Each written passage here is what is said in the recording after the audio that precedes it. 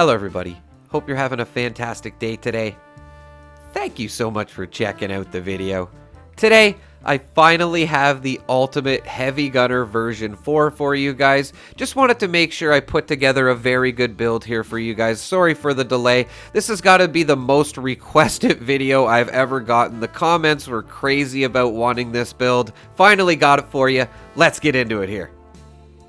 Okay, so gonna go into the builds first, and this will be 2 builds basically, and you will be able to switch between them easily because they do share the same legendary perk cards. Let's start with the regular heavy gunner build here, what you'd probably be using to run around and whatnot. And I do want to talk about follow through because we did not have this on our other heavy gunner videos. So just pointing out that this perk card will get you a lot of extra damage if you are crouching. So try to crouch as much as possible when you are killing enemies. You can see you will get a nice little sneak damage. So if you're wondering why that's on in the legendary perk cards, that's why that's there now. And here's the perk points as well too at the beginning I forgot to mention. And yeah, good to go here. This is the power armor as well that I'm using. You do not have to use the Union. You can probably use whatever you want, especially if you're just running around. I do want to say I have switched out limit breaking, or sorry, I didn't switch out limit breaking. I switched out rejuvenators for limit breaking. Seems to be the better way to go now, guys.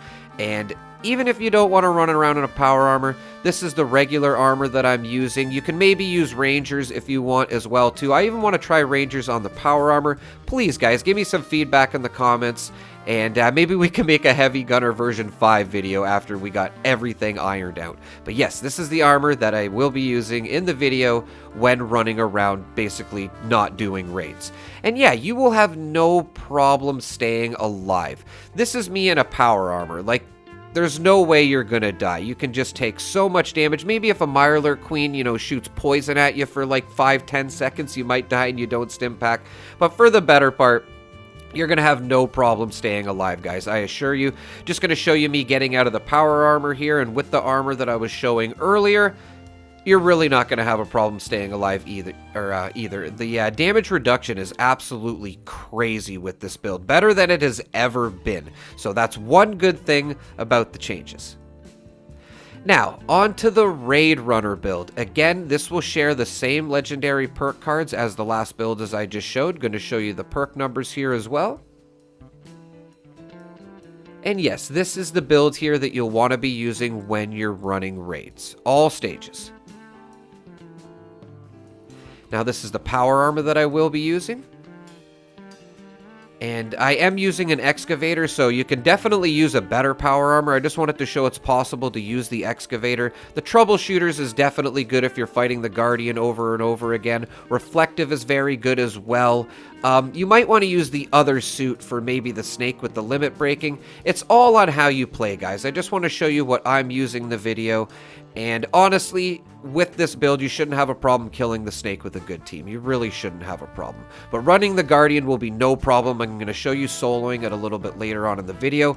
Here is the beginner build as well, guys, with no legendary perk cards. I hear you guys barking. I know this seems like a lot to you beginners, but just keep at it. You will get it. That's basically the build that you should be working towards before you work towards the other 2 builds. Onto the serums that I'm using here: Adrenal, Bird Bones, Eagle Eyes, Egghead, Healing, Herbivore, Herd Mentality, Marsupial, Speed Demon, and Scaly Skin. Now, onto the buffs we're using. Blight Soup is very important with this build if you are running around. Now, where I was showing where the raids are there is where you can get a lot of Blight to make the soup. If you're running around, trust me, you're going to want this with the perk cards on that I have on. The criticals aren't as great as they used to be anymore, and VATS has just basically been overall nerfed, I feel, at this point. But if you run all these buffs, and like even just Blight Soup, you don't even need the big guns or the Black-Eyed Susan that I'm showing here, but it definitely does help. Psycho buff as well is another easy one to get your hands on. You basically just want to be buffing your damage as much as possible, basically, guys. The bigger enemies are a lot harder to kill now. Super stim packs are definitely important as well when we're talking about the raids. You can use any stim pack, basically, if you're just running around, but on raids, definitely have the super stim packs, and make sure your priority is use strongest first in the settings. Going to show you the weapons that I'm using in the video here as well. A lot of these conductors did work well with, like the Gatling gun and the plasma caster, but you probably want to switch it out for pinpointers for some other weapons. Again, still a little bit of trial and error here. I do truly feel like there will be a Heavy Gunner version 5 video. Just wanted to get this out here for you guys now. I'm sure there's going to be a lot of stuff that we're going to learn as well in the future here, and maybe we'll optimize this a little bit better for you guys. I'm sure there won't be too much changes from this build, but there probably will be if I'm being honest. Now, let's just talk about the build again. Running around regular mobs, you are not going to have a problem. You're going to instantly kill any regular enemy. And even legendary Scorch Beasts I found were kind of a bit of a problem now, or just Scorch Beasts in general. After I ironed out everything, got a couple of buffs going, pretty much able to take them out with all the weapons that I'm showing here. The Gatling gun seems to be very overpowered for some reason. It's actually really good. Give it a try if you haven't. And the Pepper Shaker is an absolute killer as well. Definitely recommend trying that as well. The Flamer, the Holy Fire, still works, especially on regular enemies. It just seems to be a little bit nerfed if I'm being honest. And the Gatling Plasma definitely seems nerfed, guys. You're going to be using that Gauss minigun on the raids now. And yeah, I can't say I'm too happy about this considering what it takes to get the Gatling Plasma and all the mods on it. It's just crazy. Look at the Gatling gun here. It just kind of puts it to shame against a behemoth here. I feel like that's just not right. I really want to see that Gatling Plasma get buffed. Hopefully this is just part of the perk card changes. Now just to show you, this is the regular build. This is not the raid build that I have. And this is just me and my friends with similar builds. And we're absolutely destroying the Queen. They pretty much have the same build as me. They just don't have as much as the stuff ready yet as I did. So I am probably the most powerful build here. Just to point out, it's not them doing a lot of more damage or anything like that. This is basically us working together. And just for, for the sake of science, just to say, I'm probably doing the most damage out of my friends here as they are getting the builds together. I just want to show you how fast you'll be able to take out a Scorch Beast Queen, especially when you get this together, and you probably have more than 3 people. Now, on to the raids. If you're going to be soloing the Guardian, solo obviously, or even with a friend, I did a recent video. It's very similar to that meta with the plasma rifle. You can do this with the Gauss minigun. It does not work as well, but you can destroy the Guardian in one cycle, like I'm showing here, by yourself. This is just me in the raid right here, and you can see I have no problem taking out the Guardian.